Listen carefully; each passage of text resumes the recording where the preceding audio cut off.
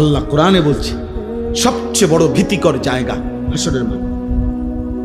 হাসরের মাঠ, হাসরের মাঠ। ১৬ লক্ষ আম্বিয়া দিন রাত কেঁদেছেন হাসরের মাঠের ভয়ে। লক্ষ লক্ষ সাহাবায়ে কেরাম কেঁদেছেন রাত দিন হাসরের মাঠের ভয়ে। সারা পৃথিবীর সমস্ত আউলিয়ায়ে কেরাম দিনে রাতে চোখের পানি ফেলে কাঁদছেন। কি কারণে? যে নামাজ ফিরে ভুল করছে এই কারণে কান্দে নাকি? রোজা রেখে অপরাধ করছে এই জন্য কাঁদছে? হাসরের মাঠের ভয়ে কাঁদছে।